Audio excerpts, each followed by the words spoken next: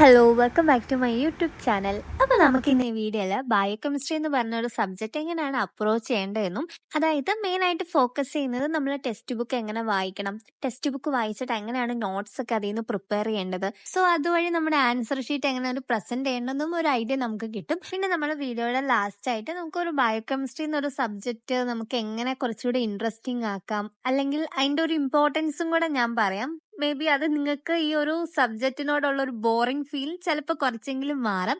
അപ്പൊ നമുക്ക് നേരെ വീഡിയോയിലോട്ട് പോവാം. ഇപ്പൊ ഞാൻ ബയോകെമിസ്ട്രിയുടെ ഒരു ടോപ്പിക് പഠിക്കാൻ വേണ്ടി പോകുന്ന സമയത്ത് എങ്ങനെയാണ് പ്രിപ്പയർ ചെയ്യുന്നതെന്ന് പറഞ്ഞുതരാം. അപ്പൊ നിങ്ങൾക്കും കുറച്ചുകൂടെ മനസ്സിലാവും എങ്ങനെ ആയിരിക്കും എന്ന്. മേ ബി അത് നിങ്ങൾക്ക് യൂസ്ഫുൾ ആയിരിക്കും. ആ ഒരു വിശ്വാസത്തിലാണ് ഞാനിത് പറയുന്നത്. അപ്പൊ ഞാൻ അതിനു വേണ്ടി ഒരു ടോപ്പിക് സെലക്ട് ചെയ്തു. അപ്പൊ ഞാൻ ന്യൂട്രീഷനിലെ വൈറ്റമിൻസ് ആണ് എടുക്കുന്നത്. അപ്പൊ ഞാനിവിടെ വൈറ്റമിൻ ഡി ആണ് സെലക്ട് ചെയ്യുന്നത്. സോ ഞാൻ ഈ ഒരു ടോപ്പിക് സെലക്ട് ചെയ്ത് അടുത്ത കാര്യം ചെയ്യുന്നത് ആ ടോപ്പിക്ക് റിലേറ്റഡ് ആയിട്ടുള്ള മെയിൻ ഹെഡിങ്സ് എല്ലാം ഞാൻ നോട്ട് ചെയ്ത് വെക്കും. എന്തൊക്കെ ഹെഡിങ്സ് ആണ് ഈ ടോപ്പിക്കിന്റെ അടിയിൽ വരുന്നതെന്ന് ഞാൻ ആദ്യം അത് മാർക്ക് ചെയ്ത് വെക്കും. അതിനുശേഷം നമ്മുടെ പ്രീവിയസ് ഇയർ ക്വസ്റ്റ്യൻ പേപ്പർ ഉള്ള ബുക്കോ അല്ലെങ്കിൽ PDF കാര്യങ്ങളോ നോക്കിയിട്ട് ഏതൊക്കെ ക്വസ്റ്റ്യൻസ് ആണ് ഈ ടോപ്പിക്കിൽ വന്നിട്ടുള്ളതെന്ന് നോക്കും. എന്നിട്ട് ഈ ഹെഡിങ്സിന്റെ നേരെ ഈ ക്വസ്റ്റ്യൻ വന്നിട്ടുണ്ടെങ്കിൽ അതിനൊരു സ്റ്റാർ ഇട്ട് വെക്കും. അപ്പൊ നമുക്ക് പഠിക്കുമ്പോൾ മനസ്സിലാവും ഇതാണ് ഏറ്റവും കൂടുതൽ ഇമ്പോർട്ടന്റ് ഹെഡിങ്, ഈ ടോപ്പിക്കിന് ഫോക്കസ് കൊടുക്കണമെന്ന്. അങ്ങനെ ഞാൻ എല്ലാ ടോപ്പിക്സിനും അങ്ങനെ മാർക്ക് ചെയ്ത് വെക്കും.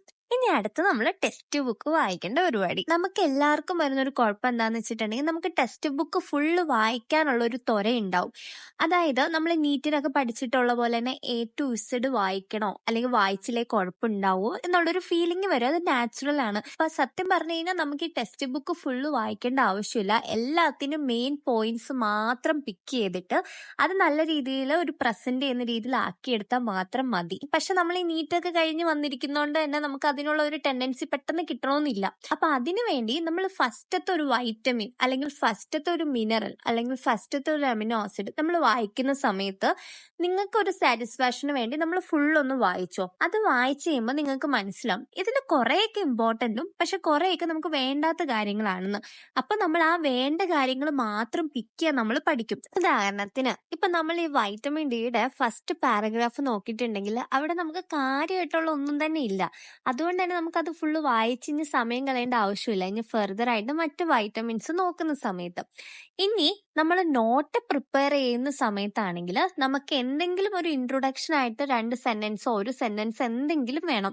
ഇപ്പൊ അതിനുവേണ്ടി ഏറ്റവും സിമ്പിൾ ആയിട്ട് നമുക്ക് എഴുതാൻ പറ്റുന്ന വൈറ്റമിൻ ഡി എന്ന് പറയുന്ന ഒരു ഫാറ്റ് സോലബിൾ വൈറ്റമിൻ ആണെന്നും അങ്ങനെ എന്തെങ്കിലും നിങ്ങൾക്ക് സ്ട്രൈക്ക് ചെയ്യുന്ന എന്തെങ്കിലും പോയിന്റ്സ് ഉണ്ടെങ്കിൽ മാത്രം ജസ്റ്റ് അതൊന്ന് നോട്ട് ചെയ്ത് വെക്കുക. പിന്നെ പ്രീവിയസ് ഇയർ നോക്കുമ്പോഴേക്കും ഏതൊരു വൈറ്റമിൻസ് ആണെങ്കിലും അതിന്റെ സോഴ്സും ഡെയിലി റിക്വയർമെന്റും ഭയങ്കര ഇമ്പോർട്ടന്റ് ആണ്. സോ നമ്മൾ എഴുതുന്ന സമയത്തും അത് ഫസ്റ്റ് എഴുതുന്നതായിരിക്കും കുറച്ചുകൂടെ ഒരു അട്രാക്റ്റീവ് ആയിട്ട് ഇരിക്കുന്നത്.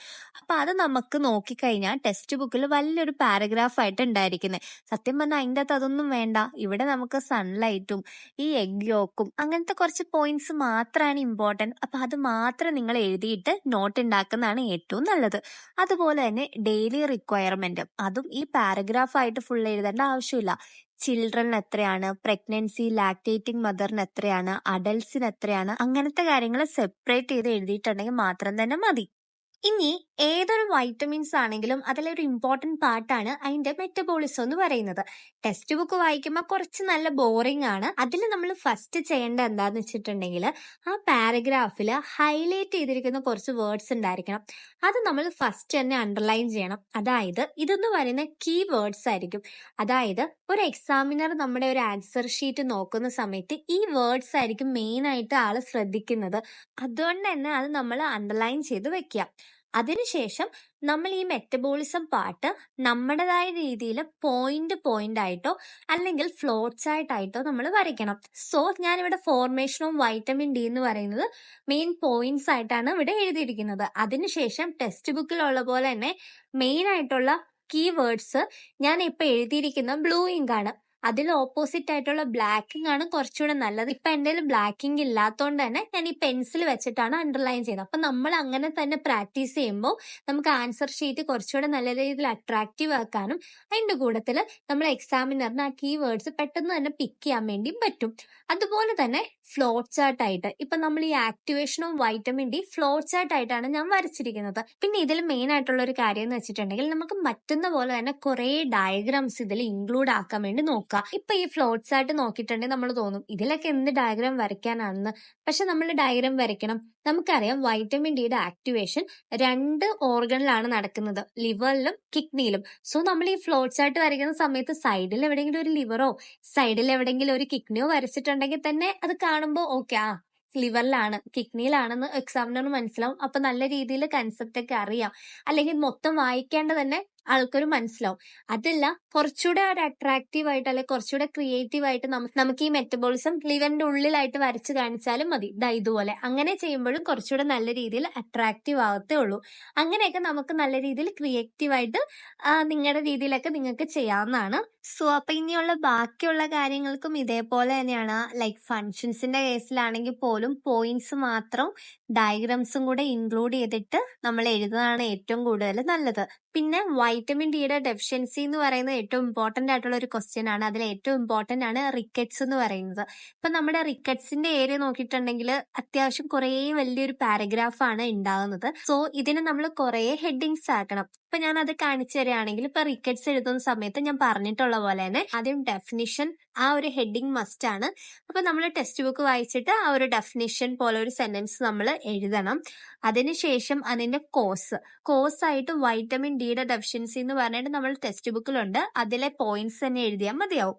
അതിനുശേഷം ക്ലാസിഫിക്കേഷൻ, അതായത് നമ്മൾ ഡിഫറെന്റ് ടൈപ്സ് ഓഫ് റിക്കറ്റ്സ് എന്ന് പറഞ്ഞിട്ടുണ്ട്, അത് നമ്മൾ ഓരോരോ ടൈപ്പ് ആയിട്ട് എഴുതണം. എന്നിട്ട് ജസ്റ്റ് ബ്രീഫ് ആയിട്ട് ജസ്റ്റ് എക്സ്പ്ലെയിൻ ചെയ്യാം. അത് എക്സ്പ്ലെയിൻ ചെയ്യാന്ന് പറഞ്ഞു കഴിഞ്ഞാൽ ഫുൾ എഴുതലല്ല, ഇതേപോലെ കുറച്ചൊരു മെയിൻ പോയിന്റ് മാത്രം നിങ്ങൾ എഴുതിയാൽ മതിയാവും. അതിനുശേഷം അടുത്ത ഹെഡിങ്, അതായത് ഇതിന്റെ ക്ലാസിക്കൽ ഫീച്ചേഴ്സ് എന്തൊക്കെയാണെന്ന് പറഞ്ഞിട്ട് അതൊരു ഹെഡിങ് ആയിട്ട് അതിൽ ജസ്റ്റ്, അതായത് മെയിൻ ആയിട്ടുള്ള ഒരു ഫീച്ചർ എന്താണ്, എക്സ്റേയിൽ എങ്ങനെയായിരിക്കും, ലബോറട്ടറി ഫൈൻഡിങ്സ് എന്തൊക്കെയാണ്, അങ്ങനത്തെ ഉള്ള കാര്യങ്ങൾ, അത് റിക്കറ്റ്സിൽ മാത്രം കണ്ടുവരുന്ന കുറച്ച് കാര്യങ്ങൾ. അതിനുശേഷം ക്ലിനിക്കൽ മാനിഫെസ്റ്റേഷൻ, അത് കഴിഞ്ഞിട്ട് ട്രീറ്റ്മെന്റ് എന്ന് പറയുമ്പോൾ നമ്മുടെ ഒരു ഫസ്റ്റ് ഇയർ ലെവലിൽ നമുക്ക് ഇൻ ഡീറ്റെയിൽ ആയിട്ട് ഒന്നും എഴുതേണ്ട ആവശ്യമില്ല. നമുക്ക് വേണമെങ്കിൽ വൈറ്റമിൻ ഡി സപ്ലിമെന്റേഷൻ കൊടുക്കാം, അതല്ലെങ്കിൽ നമ്മൾ വൈറ്റമിൻ ഡി റിച്ച് ആയിട്ടുള്ള ഫുഡ് കഴിക്കാൻ വേണ്ടിയുള്ള സജഷൻസ്, ഇതൊക്കെയാണ് നമുക്കൊരു ട്രീറ്റ്മെന്റ് സൈഡായിട്ട് പറയാൻ വേണ്ടി പറ്റുന്നത്. സോ അതൊക്കെ എഴുതിയാൽ മാത്രം മതിയാവും. സോ നമ്മൾ നോക്കിയിട്ടുണ്ടെങ്കിൽ ഈ ഒരു പാരഗ്രാഫിൽ ഇങ്ങനത്തെ ഹെഡിങ് ആയിട്ടൊന്നും അല്ല ഉണ്ടായിരിക്കുന്നത്, പക്ഷെ നമ്മൾ വായിച്ചിട്ട് അതിലുള്ള ഹെഡിങ്സ് നമ്മൾ ഉണ്ടാക്കുകയാണ് വേണ്ടത്. അപ്പൊ നിങ്ങൾക്കൊരു ഐഡിയ കിട്ടിയിട്ടുണ്ടെന്നാണ് ഞാൻ വിശ്വസിക്കുന്നത്. ഇനി ലാസ്റ്റ് ആയിട്ട് ബയോകെമിസ്ട്രി എന്ന് പറഞ്ഞ ഒരു സബ്ജക്ട് എങ്ങനെ കുറച്ചുകൂടി ഇൻട്രസ്റ്റിംഗ് ആക്കാമെന്ന് ചോദിച്ചാൽ, ഞാൻ ഫസ്റ്റ് ഇയർ പഠിക്കുന്ന സമയത്ത് ഞങ്ങളുടെ ഫിസിയോളജി പഠിപ്പിക്കുന്ന മാം ഒരു കാര്യം പറഞ്ഞിട്ടുണ്ടായിരുന്നു. നിങ്ങളൊരു ഫസ്റ്റ് ഇയർ MBBS സ്റ്റുഡന്റ് എന്ന ലെവലിൽ നിങ്ങൾക്ക് ചെയ്യാൻ വേണ്ടി പറ്റുന്ന കാര്യങ്ങൾ എന്താന്ന് വെച്ചിട്ടുണ്ടെങ്കിൽ നല്ല ഡയറ്റ് പറയുക, നല്ല വൈറ്റമിൻ റിച്ച് ആയിട്ടുള്ള ഫുഡ് ഏതൊക്കെയാണ്, അല്ലെങ്കിൽ ഏതൊക്കെ മിനറൽസ് നമുക്ക് ഇമ്പോർട്ടന്റ് ആണ്, അങ്ങനത്തെ കുറച്ച് കാര്യങ്ങളാണ്. സോ അതെല്ലാം ഏറ്റവും കൂടുതൽ ഡീൽ ചെയ്യുന്നത് നമ്മുടെ ബയോകെമിസ്ട്രി ആണ്. അതുപോലെ തന്നെ നമ്മുടെ ചുറ്റും ഏറ്റവും കോമൺ ആയിട്ടുള്ള ഒരു കണ്ടീഷനാണ് ഡയബറ്റിക്സ് എന്ന് പറയുന്നത്. നമ്മുടെ വീട്ടിൽ കാണും, നമ്മളെ റിലേറ്റീവ്സിൽ കാണും, അങ്ങനെ കോമൺ ആയിട്ടുള്ള ഒരു കണ്ടീഷനാണ്.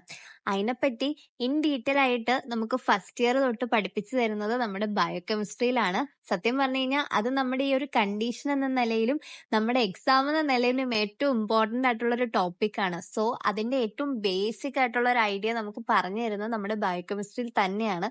ഇപ്പോഴും ഞാനിപ്പോ ഒരു തേർഡ് ഇയർ ആയിട്ട് ഇരിക്കുന്ന സമയത്തും ആ ഫസ്റ്റ് ഇയറിലെ നോളേജ് ആണ് പല ആൻസർ ഷീറ്റിലും ഞാൻ അപ്ലൈ ചെയ്ത് എഴുതുന്നതും. അങ്ങനെ നമ്മളെ ഡേ ടു ഡേ ലൈഫിൽ കണ്ടുവരുന്ന പല കോമൺ കണ്ടീഷൻസും ഡീൽ ചെയ്യുന്നത് നമ്മുടെ ബയോകെമിസ്ട്രിയിലാണ്. ഒന്നുമില്ലേ, നാളെ നമ്മൾ തന്നെ ഒരു ഡയറ്റ് എടുക്കുന്ന സമയത്ത് ഈ ബയോകെമിസ്ട്രിയിൽ നിന്ന് പഠിച്ച നോളേജ് അപ്ലൈ ചെയ്തിട്ട് നമുക്ക് തന്നെ നമ്മുടെ ഡയറ്റ് പ്ലാൻ ഒക്കെ ചെയ്യാവുന്നതേ ഉള്ളൂ.